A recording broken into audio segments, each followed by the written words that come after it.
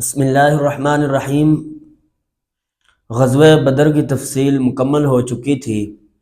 آج ہم بات کریں گے غزوہ قرقرۃ القدر اور بنو قینقاع کے متعلق۔ چنانچہ غزوہ بدر سے واپسی جب ہوئی تو شوال کا مہینہ تھا۔ جناب رسول اللہ صلی اللہ علیہ وسلم کو خبر پہنچی کہ عطفان اور سلیم جو لوگ ہیں یہ اپنا اجتماع لے کر کے قدر چشمے کے مقام پر موجود ہیں۔ آپ صلی اللہ علیہ وسلم نے 200 آدمیوں کو ساتھ لیا اور چشمے قدر پر تشریف لے گئے۔ جب وہاں پہنچے تو پتہ چلا کہ وہ لوگ واپس جا چکے ہیں، تو یہ دونوں اپنا قبیلہ اپنا قافلہ لے کر کے واپس بھاگ گئے۔ آپ صلی اللہ علیہ وسلم نے وہاں پر 3 روز قیام فرمایا۔ 3 روز قیام کے بعد آپ صلی اللہ علیہ وسلم واپس تشریف لائے، اور یہ قرقرۃ القدر جو غزوہ تھا یہ 2 ہجری میں ہی پیش آیا تھا۔ رمضان میں جنگ بدر پیش آئی اور پھر شوال کے مہینے میں یہ غزوہ پیش آیا۔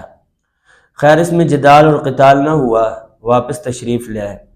جب واپس تشریف لائے تو ایک شخص تھا ابو عفق، یہ آپ صلی اللہ علیہ وسلم کی شان میں برے اشعار کہتا تھا۔ تو آپ صلی اللہ علیہ وسلم نے فرمایا کہ کون ہے جو میرے لیے اس خبیث کا کام تمام کرے؟ حضرت سالم بن عمیر رضی اللہ تعالی عنہ فرماتے ہیں میں کھڑا ہو گیا اور انہوں نے فرمایا کہ اللہ کے نبی، میں نے پہلے سے ارادہ کیا ہوا تھا کہ اس شخص کو میں قتل کروں گا، تو مجھے اجازت دیں۔ آپ صلی اللہ علیہ وسلم نے اجازت دی تو یہ تلوار لے کر گئے، اور وہ رات کو گرمیوں کا موسم تھا، سو رہا تھا، تو یہ صحابی وہاں تشریف لے گئے اور جا کر کے اس کے جگر پر تلوار رکھی اور زور سے گھونپ دی، جس سے وہ قتل ہو گیا۔ شور بھی اس نے مچایا لیکن لوگ آئے تو وہ قتل ہو چکا تھا۔ چنانچہ آپ صلی اللہ علیہ وسلم مدینہ کے اندر ہی بازار میں تشریف لے گئے۔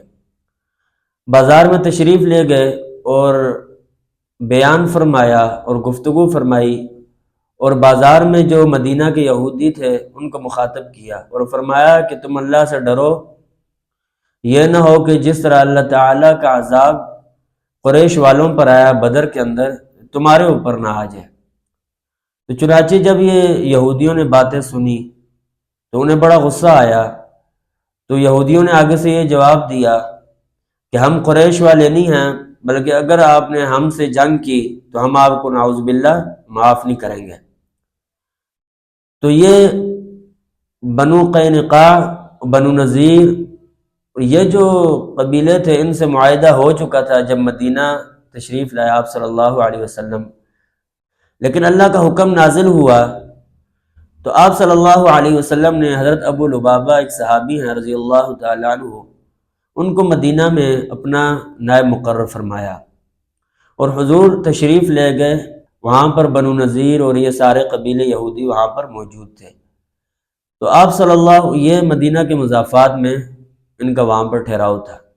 آپ صلی اللہ علیہ وسلم وہاں تشریف لے گئے تو یہ لوگ ادھر گھس گئے اپنے گھروں کے اندر۔ تقریباً 15 دنوں تک یہ لوگ چھپے رہے، نظر نہ آئے۔ 15 دنوں بعد یہ تنگ ہو گئے تو یہ نکل آئے۔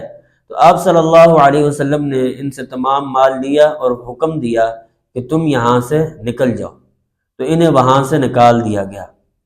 تو وہ مال غنیمت آپ صلی اللہ علیہ وسلم نے 4 حصے تقسیم کیا اور ایک حصہ خود اپنے پاس رکھا۔ یہ پہلا غزوہ تھا جس میں آپ صلی اللہ علیہ وسلم نے اپنے دست مبارک سے 5واں حصہ مال غنیمت کا لیا۔